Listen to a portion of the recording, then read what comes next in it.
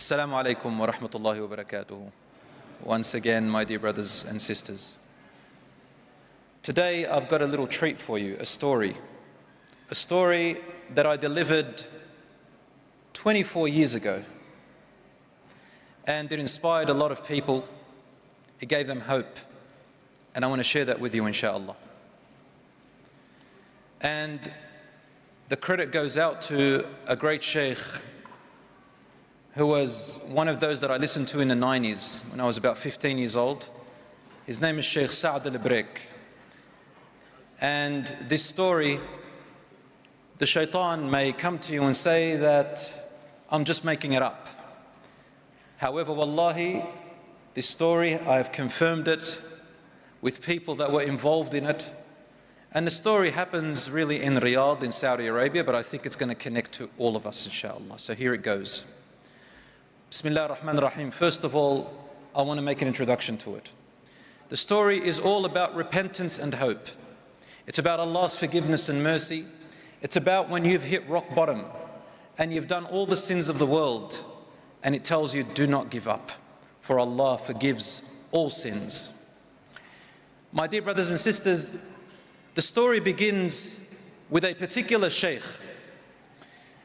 I don't know the name of this particular sheikh, but he lives in Riyadh and he was on a trip like the one we're on now.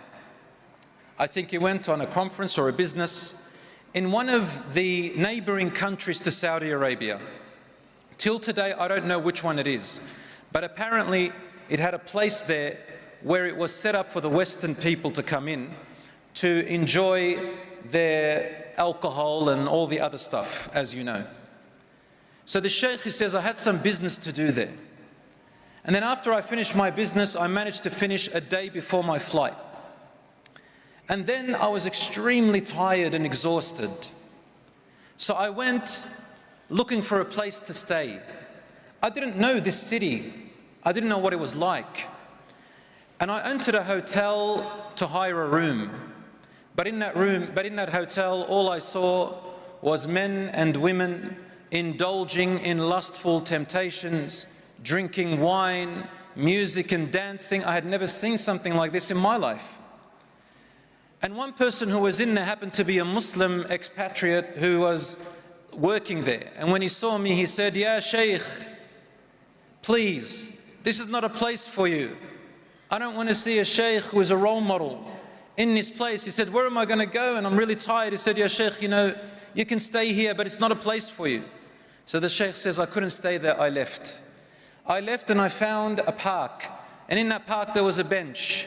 So I decided to sleep on that bench, and I didn't care about anything else because I was extremely tired. And then close to about Fajr time, my flight was about to leave at Dhuhr a little bit later, and I decided that maybe I can find a cab, a taxi, or a car to take me to the airport. He said, I took a car to the airport, and in the airport there was a prayer room. I went to the prayer room and I prayed my Fajr. And usually they don't let people sleep inside the prayer rooms, but I was so exhausted that I couldn't help myself but go to sleep. He said, during my sleep time, nobody entered the prayer room. And then close to about 1 hour into my sleep, I wake up to the sound of a cry. I looked in front of me, and there was a young man, a man that was not more than about 25 years old, less than 30, a young man at the beginning of his life. He was praying and crying so badly. It's like a mother who had just lost her child, or like a person who had just lost something very dear to them, a loved one. He said, I've seen many people like that cry in their salat and everything in my life, so I didn't really pay much attention. I was too tired, so I went back to sleep. He says, close to about Dhuhr time, I wake up again, and it was the same young man who was praying. He came up to me, and his eyes looked like he hadn't slept for 3 or 4 days. He looked really tired and hungry, and he was so distressed. He looked at me, and with shock he said to me, "Ya Shaykh, هل تستطيع أن تنام? Are you really able to go to sleep? Are you able really to sleep?" He goes, "Yes, I'm really tired." He says, "Wallahi, I don't know how to sleep anymore, Ya Shaykh. I don't know how to sleep. I've been running around for 3 nights and 3 days. I can't sleep. I can't eat, I can't enjoy my life, and I don't want to go back home. He said, what's going on? He says, I'm from Riyadh and I just don't want to go back to my family. So the Shaykh says, Dhuhr time was really approaching and we decided to pray the Dhuhr. And I said to him, we'll speak after the Dhuhr time, bi'idhnillahi ta'ala. He says, we prayed Dhuhr together, there's just him and I, and no one else joined us. And then after the Dhuhr, I sat with him, I had a couple of hours before I fly. I sat with him and he said to me, now in this story, we're just going to use the name Ahmed. Ahmed is not the real name, but that's just the name that the Shaykh gives because he doesn't want to expose him. He said to me, I am a man who is married. I have children and I come from a very wealthy family. We are entrepreneurs. We don't need to work because our income is passive. We are millionaires, probably even billionaires. We have everything at the tips of our finger.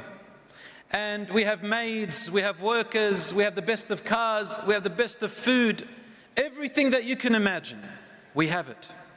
He said, but as time went on, I got too bored of the wealth and the luxuries, and I thought to myself, isn't there more to life? I want to try something else. Yes, I've got everything, but I want to try something else. And my dear brothers and sisters, this is exactly what the shaitan does. The shaitan comes up to you and says, why don't you get out of your comfort zone? Nothing wrong with that. But then the shaitan says to you, why don't you try something you have never done before? You know how Islam says this is haram and that's haram. Why don't you try something haram for a change? Just have a little taste of it. You don't have to do something big, just do something small. You know, hang around with some of the boys, some of the girls who just probably do something that's a little bit haram, but not too haram. You're not doing anything. Just hang around with them, have a laugh, just have a kickback, you know, just enjoy, and then come back and you're okay. And the shaitan comes and says to you, don't worry, you can go and pray a couple of prayers, it'll wash it away. Some other people, they say, oh, I'll just go and do haram and the next year I'll do some umrah. The umrah will wash off the sins. This is how we thought. He goes, so ya Shaykh, the shaitan came to me and I thought, I want to get out and do something I've never done before. A little bit of haram, just, you know, little minor sins here and there. He goes, but I couldn't do it because my family was all around me. Everybody knows me. I can't do things where people see me. I've got to, you know, be away from everyone. If I'm going to do any haram, I've got to do it in a way where no one's going to judge me. You know, let my hair down a little bit. Come back, do a bit of umrah, and I'm done. He says, yeah, Shaykh, so then I made up an excuse that I was going on a business trip. I told my wife and my children, and I came to this country that you and I are in. I said, yeah, Shaykh, wallahi, I did not intend to do anything major. Just to do minor sins and return, and Allah subhanahu wa ta'ala forgives.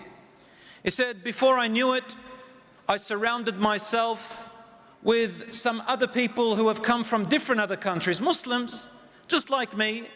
You know, they pray, they fast, they do everything, but they've come here for the same reason that I have come. Subhanallah, how the shaitan takes you to these places. And as soon as I surrounded myself with the people who I was looking for to have a little bit of fun, watching them doing the haram, but me just laughing and enjoying it. He said, before I knew it, night after night, day after day, my temptation started to grow. What seemed to be big haram to me began to seem very normal to me. What seemed to be really bad to me, I thought, what's the big deal? Everybody's doing it. And I became numb, ya Shaykh. As my lustful temptations began to grow, I'm away from my wife and my children, and these friends around me making everything look so easy and normal. The peer pressure came to me, and then I took everything really easy. You know that feeling how you feel when you become normalized to sins. He said, day after day, night after night, and then we were surrounded by alcohol. I never drank, ya Shaykh, wallahi. We were surrounded by gambling. I didn't gamble, ya Shaykh, wallahi. And then finally, the women came, and my friends wanted to chit-chat and flirt with them. I flirted a little bit. They flirted with me. And then we began to exchange words night after night, day after day. My friends would go into rooms in hotels and they would come out all happy and excited, and then they would drink. And I'm just smiling and laughing until my temptations began to overcome me. I said, ya Shaykh, one of the women who sat with me, she was so charming and she was so good. And my lusts and temptations began to rise. And you know, brothers and sisters, in science, in biology, there's something called the prefrontal cortex. I want the young people to know this. This prefrontal cortex here, it grows when you reach puberty. And when you reach puberty, it keeps growing until you're about 25. It's responsible for decision making, for your feeling of morals, right and wrong. It's the rational center. So when that prefrontal cortex is blocked, You no longer think rationally, you think with your desires, you think with your emotions. He says, when my lusts began to grow, and even in science this is true, when your lusts grow and your temptations and your desires, your prefrontal cortex actually blocks itself. It's really used, Allah made it so that when you get married, so you're not shy with your wife and your husband, so things can be easy between you, so that you don't feel too shy when you come together, and you can inshallah reproduce. That's the whole point of marriage inshallah, and more than that of course, love and everything before lusts and temptations. But he said, my prefrontal cortex and everything blocked, and my lusts took over, ya Shaykh. And suddenly, before I knew it, I don't know how I ended up in that room with that woman. And as Rasulullah sallallahu alaihi wasallam said, مَا اخْتَلَى رَجُلٌ وَامْرَأَةٌ إِلَّا وَكَانَ الشَّيْطَانُ ثَالِثُهُمَا.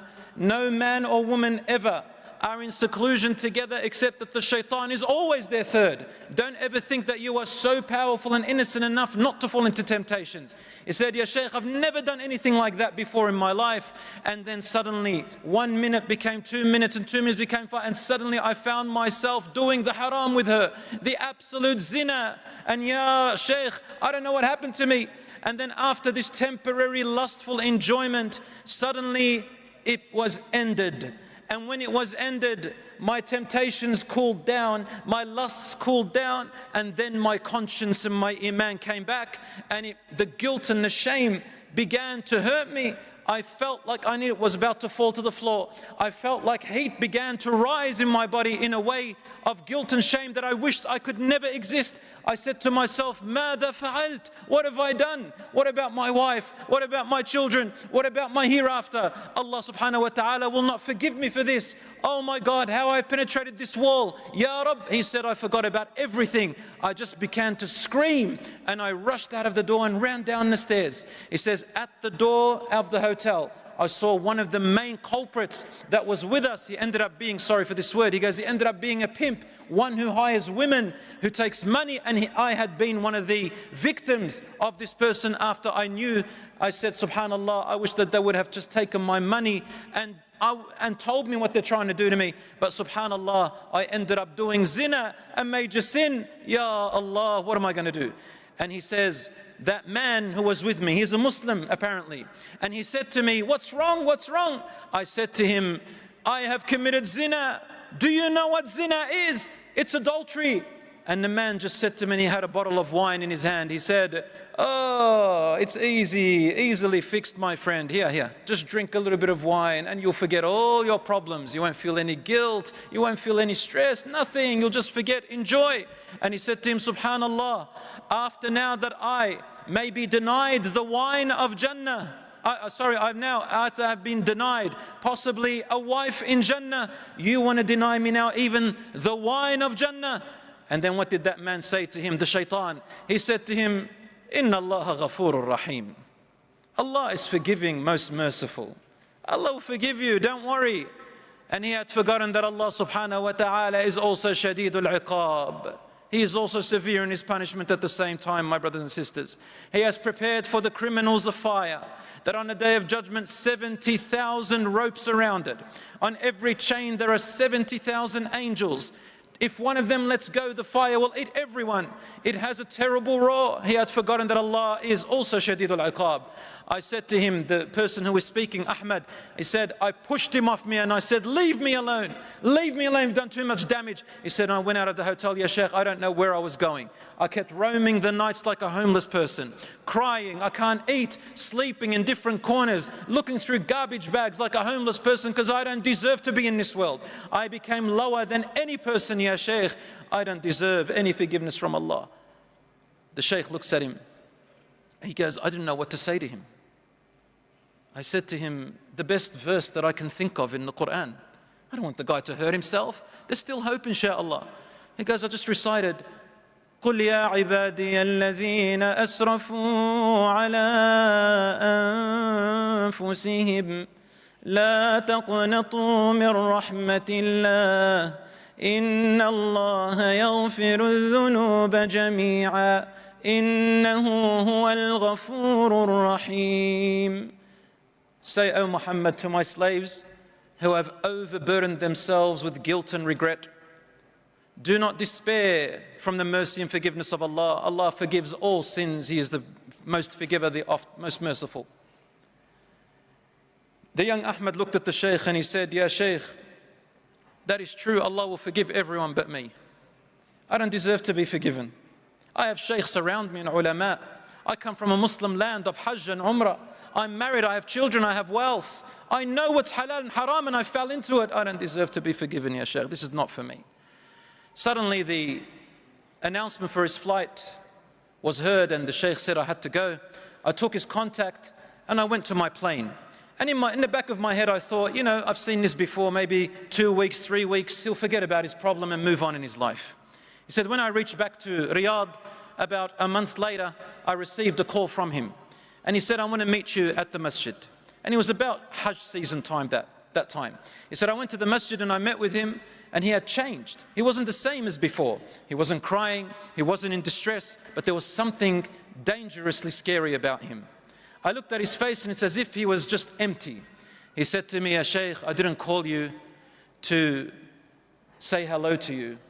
I've called you to say goodbye." I said to him, "Where are you going?" He said, "I want to give myself in to the Saudi government so that they can stone me to death." And the Shaykh says, I held on to him, I got nervous. I said, "Are you crazy? You've got a wife, you've got children. Allah subhanahu wa ta'ala doesn't tell you have to go and do that. Repent to Allah. There's many ways. Allah is Ghafoor. You don't have to kill yourself." He says, "Oh, my wife and my children will not save me from Allah's punishment, and I want to be saved from His punishment. Let go of me, Ya Shaykh. I just came to say thank you for trying to help me. Jazakallahu khairan," before I go into the hereafter. The Shaykh says, "I didn't know what else to do. I held on to him. I tried, and the man was about to just go. So finally I said to him, 'Ya Ahmed, listen. Let us go to one of the scholars that you and I respect here higher than all of us, and we will tell him your story. And if he says to you, give yourself in, I will take you myself.' Until finally I came to an agreement with him. And then I said to him, 'Shake on it,' because I was afraid he might go in secret, and subhanallah. So he shook on it and he gave me his promise. He said, we went to this great scholar, and the scholar said, 'La yusallimu nafsah.' Tell him he is not allowed to give himself in. And this particular scholar, he says, 'What kind of a man have you brought me, Ya Shaykh? I can't sleep. I've been awake nights after nights with him calling me and saying to me, "Oh Shaykh, fear Allah in what you're saying to me. For wallahi, on the day of judgment, I will say to Allah, I wanted to give myself in, but this scholar, he is the one who told me don't.'" And the Shaykh says, "Subhanallah, I did not tell you anything except out of ilm," until finally the young Ahmed left the scholar alone. Suddenly the Shaykh says, I received this call and he wanted to meet me back in the masjid. I went back to the masjid and he said to me, "I'm come to farewell you again." I said, "Where to now?" He says, "I want to go to Hajj." And this is the feeling of a repenter. I said, "Subhanallah, let's go together." He said, No, I'm okay." I thought maybe he went with a group of his own. He says, "We went to Hajj, and then when we reached the part when we're stoning, you know, the Ramil Jamarat for the devil, he said, I saw him from a distance and I said, 'Ya Ahmed, Ya Ahmed.' He goes, as soon as Ahmed saw me, he ran away." I said, "Subhanallah, what changed his heart towards us?" He said, "Then I went back, and when I met him back in Riyadh, I came to visit him, and I said, 'Ya Ahmed, what changed your heart?' And he said, 'Ya Shaykh, why would you want me to mix with you? I am impure. You are pure people. Why would you want me to ruin your Hajj?' He says, 'I was too busy making istighfar. Leave me alone, Ya Shaykh. Subhanallah, why would you want me among you? Leave me alone.' He said, and sometimes I would look at all the Hujjaj and I would think, Subhanallah, look at all these Hujjaj, how pure they are. I am the worst. Maybe Allah will not forgive or accept anyone's Hajj today because I'm among them.'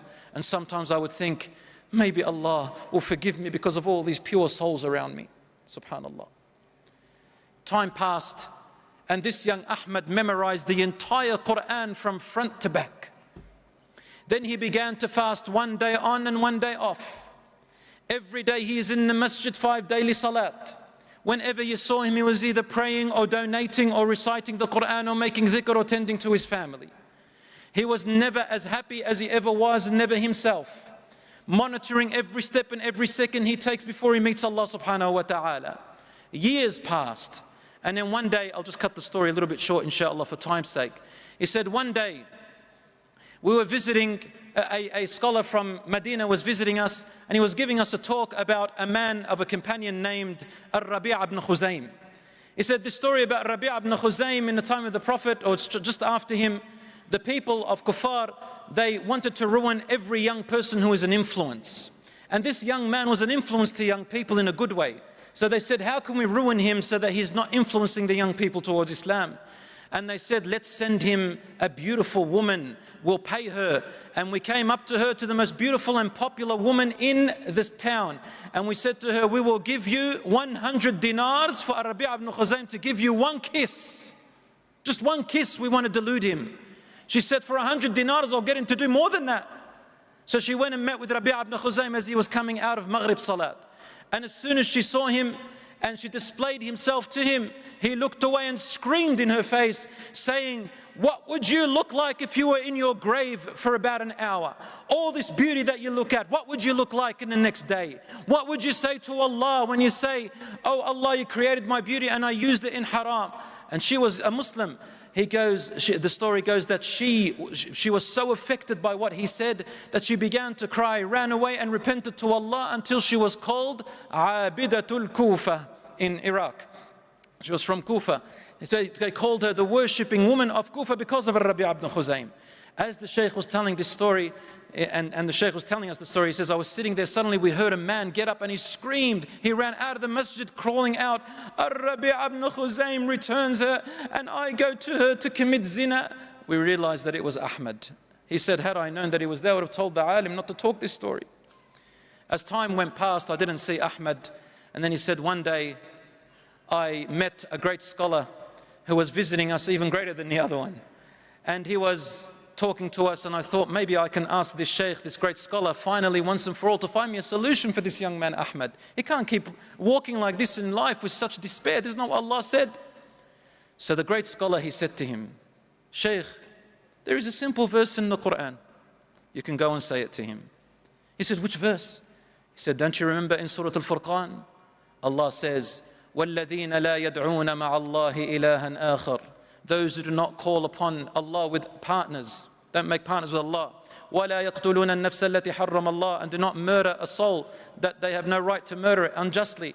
وَلَا يَزْنُونَ. And those who do not commit adultery and fornication. وَمَنْ يَفْعَلْ ذَلِكَ يَلْقَى أَثَامًا. Whoever does any of these acts will surely meet a terrible chastisement and wrath. وَيَخْلُدْ يُضَاعَفْ لَهُ الْعَذَابِ. Their punishment will be multiplied. وَيَخْلُدْ فِيهِ مُهَانًا. And they'll be placed in hellfire, humiliated and belittled. إِلَّا مَنْ تَابَ. Except he who repents, وَآمَنْ, and renews their faith, وَعَمِلَ عَمَلًا صَالِحًا, and starts to do good deeds to wipe off the bad deeds. فَأُولَٰئِكَ يُبَدِّلُ اللَّهُ سَيِّئَاتِهِمْ حَسَنَاتٍ. For these types of people, Allah will exchange their past sins into good deeds. وَكَانَ اللَّهُ غَفُورًا رَحِيمًا. And your Lord is ever so forgiving, most merciful. He said, I couldn't wait to go to Ahmed to give him this verse. It's the best thing I've ever heard. Why couldn't I have noticed it? He said, I went to the masjid and I found Ahmed reclining on the steps of the mimbar as he always does every Maghrib.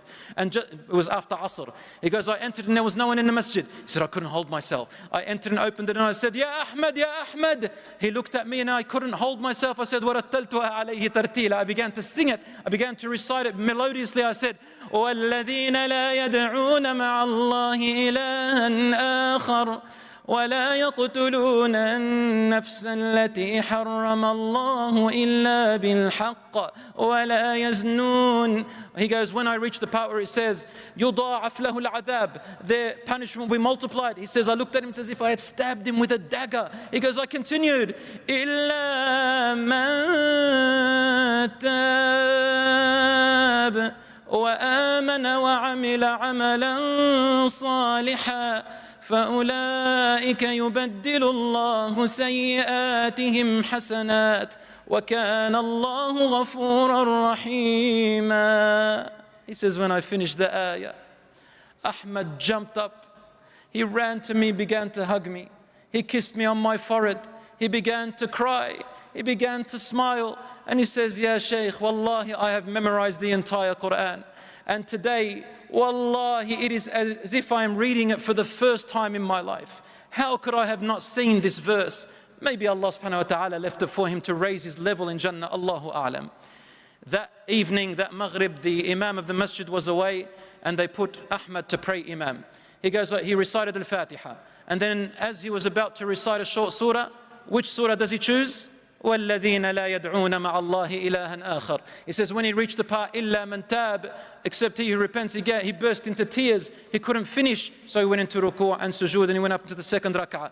He recited al-Fatiha and tried again. وَالَّذِينَ لَا يَدْعُونَ. And when he reached إِلَّا مَنْ تَابَ وَآمَنَ, he couldn't contain himself. He fell down to sujood, and he could never finish the verse every time he got to it. He said months passed, and it was Ramadan, and suddenly I received a call from his father, the father of Ahmed. He said, please come quickly. I went to visit him and I knocked on his big door, his palace. And as soon as the father saw me, he burst into tears and began to hug me. I didn't know what was wrong. He said, your brother, your dear friend Ahmed, he gives you his salams and he went back to Allah last night. I said to him, subhanallah, I didn't know whether to cry for my friend or for his father. He goes, I went in and it was the janazah and they had brought the body to the family to farewell the body. He goes, I went inside and the cover sheet was on his face. I took the sheet off Ahmad's face as his dead body lay there, and I saw a face. I saw a face that was glittering with shining with light. I saw a face that did not leave this world but had gone to Jannah, inshaAllah. I made dua for him and kissed him on his forehead, covered his face, and I sat with his father and said, tell me what happened. He said he had been going through some sickness which he didn't tell you about. And it was Ramadan. He said, last night before Maghrib we were praying together, and I said to him, son, come and make iftar with us. I said, Dad, I feel like staying at the masjid a little bit longer today. I feel something special. Please leave me for another few minutes. So I left him there. And after iftar, he didn't arrive. So I sent his little brother to go and see him. He was about 10 years old. And the little brother returned back crying, Ya abati, akhi Ahmadu la yukallimuni. Dad, Ahmed is not talking. I went to the masjid and I found him reclining on the footsteps of the mimbar, as he always does, and he was barely breathing. I rushed to him with the Quran in his hands, and I lifted his head onto my shoulders, the father says. I looked, and he was trying to say something to me. I came closer and closer because he couldn't make his voice out very well. As he was dying, I knew he was dying, subhanAllah, we called the ambulance. As he was dying, he said, give my salams to the Shaykh. Give my salams to the Shaykh. And that's why I called you, Ya Shaykh, to deliver the amana. He goes, and then suddenly while he was in my arms, his voice changed completely. And he came out as clear as the beautiful stars. He said, وَالَّذِينَ لَا يَدْعُونَ مَعَ اللَّهِ إِلَهًا آخَرَ وَلَا يَقْتُلُونَ النَّفْسَ الَّتِي حَرَّمَ اللَّهُ إِلَّا بِالْحَقِّ وَلَا يَزْنُونَ وَمَنْ يَفْعَلْ ذَلِكَ يَلْقَ أَثَامًا يضاعف له العذاب يوم القيامة ويخلد فيه مهانا إلا من تاب وآمن وعمل عملا صالحا فأولئك يبدل الله سيئاتهم حسنات وكان الله غفورا رحيما. He finished the entire ayah, and then his soul escaped from his body. I said to the young Shaykh, what happened to my son when he went on his tourist visit? And the Shaykh said, I had promised not to tell the full story or to say what he had done. He said to him, فَقَدَ إِيمَانًا. He lost his iman for a little while. Or he said to him, he lost a friend. As the Prophet ﷺ said, when you do a sin, the iman is like a friend. It hovers above you as you do the sin, and when your sin is over, your iman comes back to make you feel the way you feel so that you can repent and renew your life. My dear brothers and sisters, insha'Allah, that you benefit from this talk, that it is hope. No matter how much you have sinned, remember that Allah is Ghafurur Rahim. Allah loves it. He loves it when somebody returns back to Him. Even if you have sinned all your life, no matter what you think about yourself, remember, do not despair from the forgiveness and mercy of Allah. Tonight, my brothers and sisters, tonight pray 2 rak'ahs and say, oh Allah, forgive me. And you will find your entire life changing. I thank you for listening and thank you for having me here, my dear brothers and sisters. I farewell you tonight. I return back to Australia. And I would like to thank the organizers, the volunteers, all your beautiful faces. Wallahi, I felt a comfort and happiness this time round that I haven't felt before. And possibly, insha'Allah, I can feel, insha'Allah, that it is your iman. May Allah subhanahu wa ta'ala forgive us all. Thank you. Wa sallallahu ala nabina Muhammad. Wassalamu alaikum.